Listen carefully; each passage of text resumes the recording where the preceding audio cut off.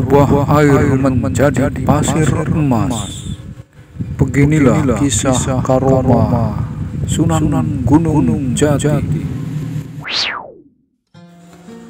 Islam masuk di Nusantara, khususnya di Jawa, karena jasa para wali atau yang kita kenal dengan Wali Songo. Bentuk kemahakuasaan Allah Subhanahu wa Ta'ala memberikan karomah mereka untuk mempermudah syiar agama Islam agar lebih diterima di tanah Jawa ini. Sehingga dengan karomah tersebut, masyarakat Jawa mengakui bahwa para wali Songo adalah orang-orang yang dekat dengan Allah Subhanahu wa Ta'ala. Kisah wali yang terkenal memiliki banyak karomah yaitu Sunan Gunung Jati. Berikut salah satu karomahnya. Dikisahkan ada seorang pengrajin pemahat bambu untuk membuat tempat minuman lahang dan wadah air minum yang dibuat dari bambu.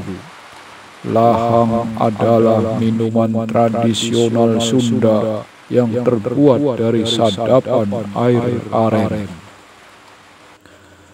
Minuman lahang ini ditempatkan pada wadah bambu yang sangat besar. Sang pemahat ini bernama Ki Gedeng Penderesan. Ia sedang mengerjakan pahatan bambunya sambil ngidung atau menyanyikan kidung Sunda. Kemudian datanglah Sunan Gunung Jati yang saat itu sedang melintas di tempat itu dan menyapa, memberikan salam. Assalamualaikum. Ki Gedeng Penderesan yang saat itu bukan beragama Islam tidak mengerti dan hanya diam saja, tidak menjawab. Kemudian Sunan Gunung Jati berkata lagi, "Kisanak, Anda sedang membaca doa apa? Begitu nyaringnya." "Begini saja, bagaimana kalau kita saling bertukar? Saya punya doa yang sangat bagus dan tidak perlu dibaca nyaring, tapi khasiatnya sangat besar. Kalau tidak percaya, silakan dicoba dulu." Sunan Gunung Jati berkata demikian. Lalu Ki Ageng Penderesan menjawab, "Saya coba dulu. Kalau usaha saya semakin baik, saya akan meneruskannya." Itulah jawaban Ki Gedeng Penderesan. Kemudian Sunan Gunung Jati mengajarkan 2 kalimat syahadat. Asyhadu alla ilaha illallah wa asyhadu anna Muhammadar Rasulullah. Ki Gedeng Penderesan bisa menghafalnya dan mulai membacanya terus-menerus. Namun semua di luar harapannya. Bambu pahatannya tidak mengucurkan air. Lalu bagaimana bisa dijual? Ki Gedeng Penderesan berkata, "Anda ini siapa? Orang usaha malah dipersulit." Lalu Sunan Gunung Jati menjawab, "Saya orang Cirebon, bermaksud membantu biar untung." Ki Gedeng Penderesan menyangkal, "Untung dari mana? Ini malah tidak bisa dipakai dan harus buat yang baru lagi. Karena itu saya minta ganti rugi, harganya 35 sen," kata Ki Gedeng Penderesan.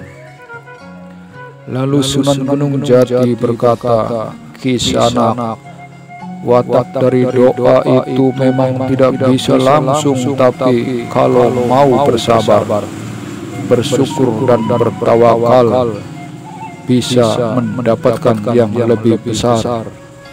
Lihatlah ke dalam ruas bambu itu, nilainya lebih dari 35 sen. Lalu Ki Gedeng melihat ke dalam bambu, dan ternyata isinya penuh dengan pasir emas. Ki Gedeng terpana melihat keajaiban tersebut. Ia langsung sujud syukur penuh hormat dan langsung mengundang Sunan Gunung Jati hendak menjamu di rumahnya. Lalu Ki Gedeng menyiapkan jamuan panggang ayam untuk Sunan Gunung Jati. Sunan Gunung Jati memegang ayam panggang tersebut, dan ajaibnya ayam tersebut hidup lagi dan terbang menuju kandang. Karena ayam panggang ini hidup lagi dan mengerang telurnya, maka namamu akan diganti menjadi Ki Gedeng Sangkan Urip, ujar Sunan Gunung Jati. Sejak saat itu Ki Gedeng penderesan masuk Islam dan menjadi murid Sunan Gunung Jati, dan beralih nama menjadi Ki Gedeng Sangkan Urip.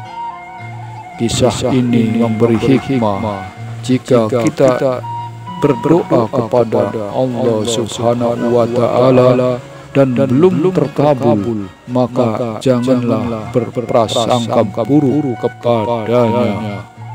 Jika kita bisa bersabar dan terus berikhtiar, maka Allah Subhanahu wa Ta'ala akan mengganti dengan yang lebih baik atau lebih besar lagi.